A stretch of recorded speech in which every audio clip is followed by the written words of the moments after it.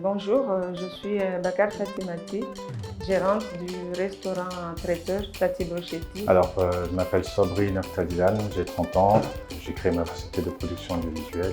Moi, je m'appelle Monsieur Laza. J'ai passé mon test pour ouvrir mon entreprise. Ok, alors moi c'est Papayan Rastaman, artiste peintre de Mayotte.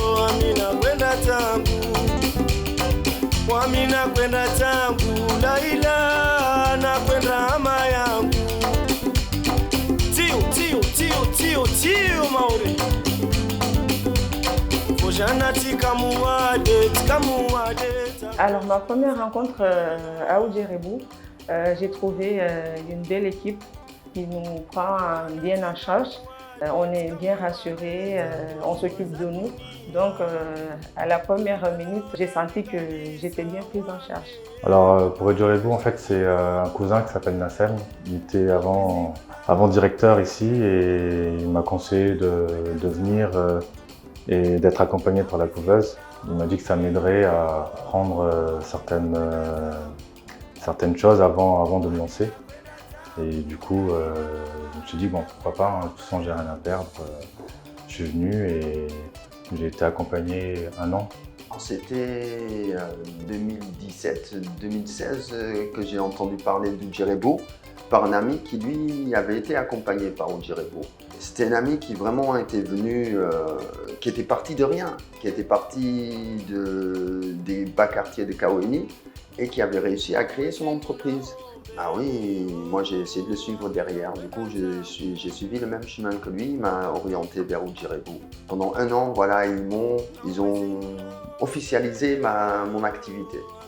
Moi, je faisais déjà de la peinture et grâce à Oudjerébou, maintenant, Papayan, c'est une entreprise qui propose des prestations en peinture. Alors Oudjerébou m'a apporté beaucoup de choses. Ils m'ont appris à gérer une entreprise, à gérer ma comptabilité, à fixer mes prix aussi. Une fois que je suis sorti de là, j'étais un peu plus serein, on va dire. J'avais un peu plus confiance en moi parce que je ne vous cache pas que j'appréhendais vraiment le fait de créer ma société. Je me disais que ça allait être vraiment très compliqué, etc. Et cet accompagnement, cette expérience m'a permis vraiment d'être beaucoup plus à l'aise dans la création de mon entreprise. Oui, Oudjerébou m'a apporté beaucoup de choses. Donc à partir de Oudjerébou, je connais comment gérer mon entreprise, comment faire les comptes, comment faire les bilans et aussi comment gérer normalement mon entreprise, c'est ça. Une place dans la société. On va dire qu'avant, j'existais pas vraiment. J'existais derrière des associations. J'étais membre actif d'une association et souvent c'était des associations que j'avais créées moi-même. Mais c'est difficile les associations, il faut avoir un bureau de plusieurs membres. Et à Mayotte, c'est un pays de passage, les gens ils viennent, ils s'en vont. Et du coup, voilà, j'avais toujours des bureaux handicapés. Et grâce à Oudjerébou, voilà, je suis mon propre patron, je suis tout seul, j'arrive à travailler. Ce que Oudjerébou m'a apporté, j'ai eu au moins 2 formations au sein d'Oudjerébou. J'ai pu faire les demandes de subventions. C'est Oudjerébou qui s'est chargé de toutes les demandes. Donc maintenant, j'ai reçu les subventions par rapport à tout ce qu'ils ont fait.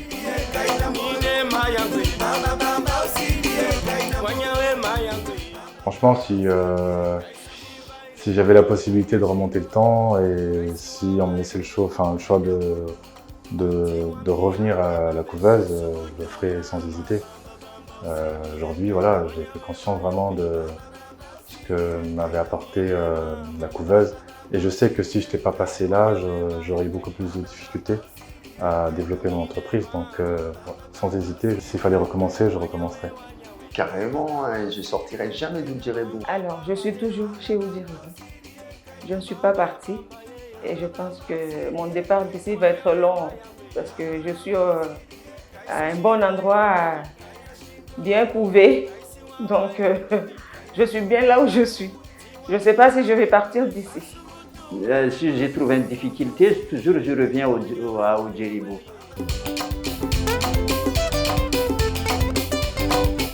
Une anecdote, peut-être l'inauguration ces derniers temps, en fin décembre, du nouveau local du restaurant.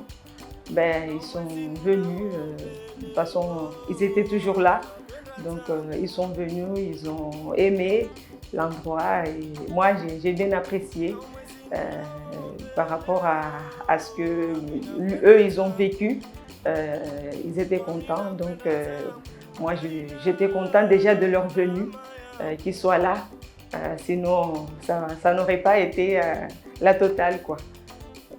Avec les gens du Djeribou, pas spécialement. C'est plutôt avec les anciens couvées, les gens qui sont passés par au Djeribou. On va dire qu'au Djeribou, c'est une porte. C'est une porte que vous tenez et que vous laissez les gens passer et ça, c'est super. Pour l'anecdote, au tout début, quand je venais d'arriver à la couveuse, je ne savais pas du tout comment fixer mes prix. Et Dakwan, Najma et Tafara m'ont grondé en fait, parce que quand ils ont appris que je faisais des mariages à 200 €, ou des mariages que je mettais 5 jours à faire à 200 €, ils m'ont tiré les oreilles, ils m'ont dit que c'est pas possible de fixer des prix pareils. En tout cas, le moment que j'ai passé ici, c'est un moment inoubliable avec tous les agents qui m'avaient accompagné. Je remercie vraiment la couveuse et toutes les personnes qui m'ont accompagné à l'époque.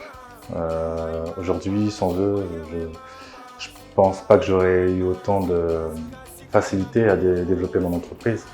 Au Djeribou, je remercie au Djeribou, toute l'équipe de au Djeribou, les personnes que j'ai trouvées là depuis ce temps-là.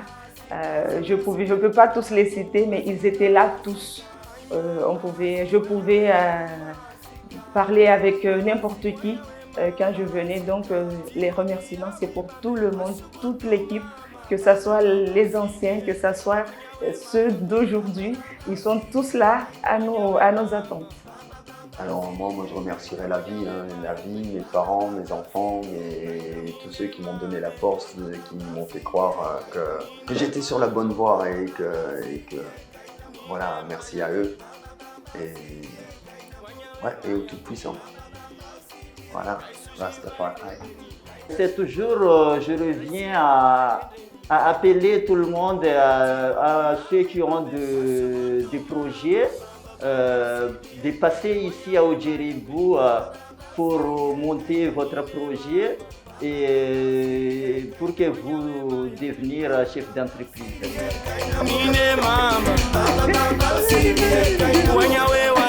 La